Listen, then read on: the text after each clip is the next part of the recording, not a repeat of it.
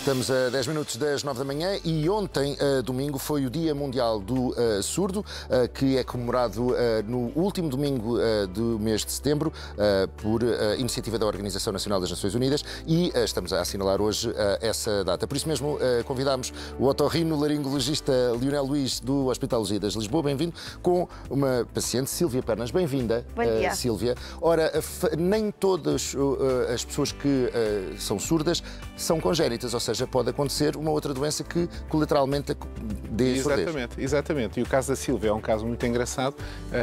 Somos, no fundo, já médico e doente há mais de 10 anos. Sim. E só muito recentemente a tivemos que operar. Portanto, fomos seguindo, fomos adaptando. Portanto, são efetivamente duas situações, aliás. Tem uma doença em cada ouvido, uma doença completamente diferente. Percebermos que as doenças dos ouvidos podem, no fundo, manifestar 3 grandes tipos de sintomas, que são a surdez, que são o zumbido e que são a vertigem. São as 3 coisas. E lamentavelmente, a Sílvia tem as 3.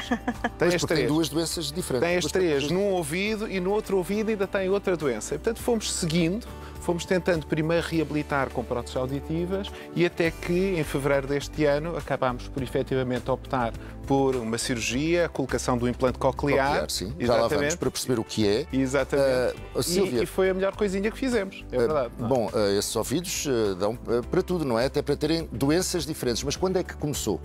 Eu, na realidade, depois de analisar tudo, eu penso que desde pequena que se calhar ouvia mal e os pais não dão aquela atenção devida. Durante a gravidez do meu primeiro filho, eu fiquei com os ouvidos tapados. Aquela sensação que mergulhámos em água. Pronto. O ginecologista dizia que era normal, que depois da gravidez passava. Contudo, o António nasceu. Eu continuava com o tal zumbido, não é? Na altura eu não sabia que era. Tive a primeira crise de Menier. Que é as tonturas, os vômitos, perda da auditiva flutuante, que depois iria recuperando. Mas isso muda-lhe completamente a vida no dia-a-dia, não é? Até acontece barreiras de comunicação, não é? A todos os níveis.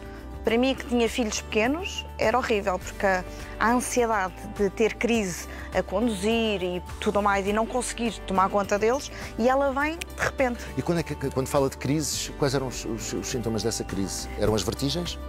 Eu primeiro começo com zumbido. Sim. Agora já não, que já vivia com ele constantemente. Depois vinha as dores de cabeça e depois havia um dia que começava a sentir calor, nauseada, pronto, e depois apaga-se.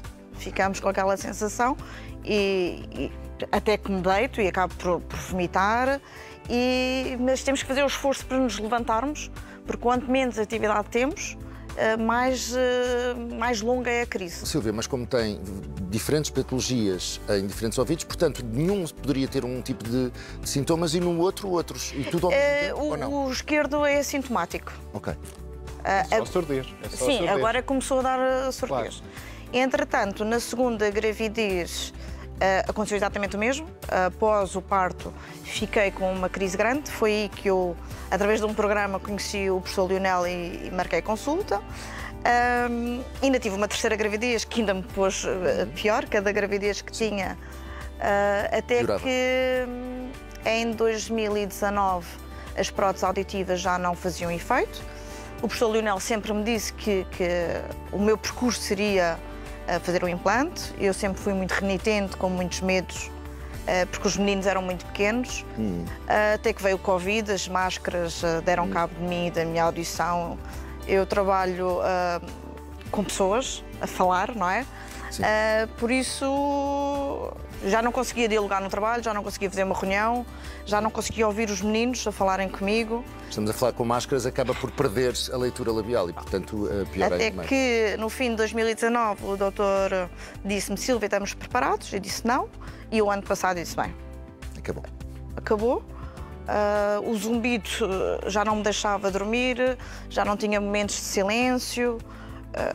Pronto, e então decidiu partir para o implante coclear. O que é o implante coclear, doutor? O implante coclear é uma coisa absolutamente maravilhosa. Porque, verdadeiramente, quando nós pensamos numa coisa eletrónica que substitui um sentido, é uma coisa fascinante, não é? Portanto, nós temos desde a orelha, ao canal, ao tímpano, os ossinhos, o ouvido interno, tudo isso para quê? Para transformar som num estímulo elétrico que o cérebro entenda. O que é que faz o olho? Transforma a luz num estímulo elétrico, o cérebro entenda. O que é que faz este equipamento, não é? Este implante? Transforma som num estímulo elétrico que o cérebro entende. Portanto, deixamos de precisar da orelha, do canal, do tímpano, dos ossinhos, do ouvido interno, porque de facto aquele aparelho faz tudo. E quando nós pensamos que existe uma coisa que substitui um sentido e que consegue pôr uma pessoa que já não conseguia perceber, que já não conseguia comunicar, numa pessoa que está num estúdio de televisão a falar consigo e que ninguém diz que efetivamente tem uma surdez, é absolutamente extraordinário. E mesmo igualmente tem vários, imagina, num sítio público com muitas pessoas ou com música, não faz confusão. É sim, há estratégias. E eu acho que é muito importante na terapia percorrer o caminho correto, para ter uma recuperação mais rápida. E aí passa a terapia da fala. Eu fui seguida pela doutora Paula, terapeuta da fala, e ela é uma fonte de motivação quando nós temos aqueles picos mais em baixo. E ensina-nos, por exemplo, eu não tinha conhecimento, quando estamos num restaurante, a procurar sempre a parte da parede. Ou seja, eu sento-me sempre do lado da parede, para não ter o barulho de fundo nas costas, que me vai perturbar a minha audição. Eu vou a um jogo de hóquei, que tem imenso barulho, não é? E então eu vou sempre para a bancada, na última bancada, encostada à parede, para fazer a barreira do som. Pronto. E nós, na terapia de fala, temos a possibilidade de reaprender a ouvir, que esta audição não é a nossa audição normal, é uma audição mais metálica. Por isso é que ouvimos melhor o rádio, não é? Começamos por ouvir muito melhor o rádio. O som pior é o das crianças, que é o mais difícil. Ainda para mais ter 3 filhos? Tenho 3 filhos. O mais velho é cuidadoso, porque olha para mim e fala. Mas, por exemplo, a pequena tem aquela voz irritante que estremece os nossos ouvidos. Mas temos que aprender e não desistir de colocar o aparelho, não é? Porque se a gente pensar, vamos para um sítio ruidoso e vamos tirar um implante, então a adaptação não funciona. Foi colocado este implante apenas num dos ouvidos? Num dos ouvidos. E para já é essa a solução que temos. Vamos implantar só um lado. Nós temos muitos doentes que implantamos os dois. No caso da Sílvia, por causa da doença que tem no outro ouvido, não é para já a melhor solução, mas há doentes em que efetivamente é a melhor solução. Nesta panóplia de patologias que a Sílvia tem, elas têm solução? Têm cura ou não e há que aprender?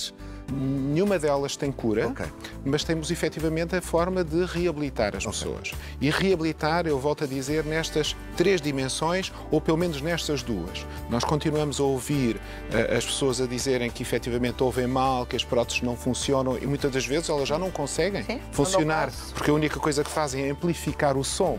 E se o ouvido não é capaz já de gerar o tal código elétrico que o cérebro entende, não vale a pena amplificar. Quando o doutor disse que foram decidindo usar outros aparelhos até chegar a esta conclusão, à parte da decisão da paciente de querer ou não, é? Isso já são outros 500, de facto, qualquer pessoa pode fazê-lo. Imagino, aplicaria este aparelho, fazeria este implante coclear numa criança que já tenha esse tipo de problemas? Nós operamos hoje em dia crianças a partir dos 6 meses. Muito bem. E este aparelho, se quisermos assim chamar, é suficientemente bom para que a criança aprenda a falar com o sotaque da zona onde vive, portanto, é suficientemente boa a informação que chega ao cérebro, vai à escola com os demais e, portanto, não necessita de aprender língua gestual, não será nenhum mudo toda a vida, não é? Portanto, vai ser uma criança igual às outras. Da mesma forma que a Sílvia, ninguém diz que ela tem uma surdez. Olham para ela, obviamente tem o cabelo comprido, mas repare, este é um ambiente... A maioria, se não fosse esta condição, provavelmente. E depois a segunda coisa, que tinha um zumbido que a importunava imenso, como ela diz, já não a deixava dormir e que no dia que nós ligamos o implante coclear o zumbido desaparece. Como é que se sentiu? O que parece uma coisa absolutamente extraordinária. Eu quando cheguei a casa já não tinha zumbido. Como é que se sentiu? O zumbido é fantástico. Ou a ausência dele. A ausência dele, sim. São muitos anos. Porque no início a gente tem um zumbido e desaparece. E depois chega a um ponto que ele está sempre presente. Mas, por exemplo, há coisas muito engraçadas. É ir no carro e começar a chover aquela chuvinha e eu só via a chuva quando era uma chuvada. E eu estar no carro e pensar, mas o que é que me está aqui a cair em cima? Portanto, são estes sons. É um mundo de sons que efetivamente nós temos a possibilidade de novamente acolher, é a ligação por Bluetooth ao telemóvel e falar diretamente pelo telemóvel, ou seja, é um maravilhoso mundo novo. Certo. E, falando um bocadinho de números, sendo um pouco técnico, enquanto as crianças que são efetivamente surdas e que necessitam de um implante coclear, no mundo ocidental, em Portugal, por exemplo, 100% são operadas. Certo. Nos adultos, no mundo ocidental, estamos a falar de 10%. Só 10% dos adultos porque que beneficiariam porque desconhecem. Okay. Porque desconhecem, e tanto na questão da audição como na questão do zumbido. Certo. A maior parte das pessoas o continuam a dizer, olha, tem que se habituar, tem que viver com isso, não há solução, e não é verdade. Efetivamente, existem soluções, são soluções que temos aqui na primeira pessoa, é uma cirurgia difícil, é uma cirurgia que dói, é uma cirurgia grande, e a verdade é que não. A recuperação é muito rápida, ou é de ambulatório, sai no mesmo dia. E sobretudo, mesmo que fosse um pouco mais difícil, a qualidade de vida compensaria. Vale bem a pena. Muitíssimo obrigado pela vossa presença e por ajudarem também quem está em casa e tem estes problemas e que acha que não há solução. Há solução, com toda a certeza. Muito obrigado. Obrigado.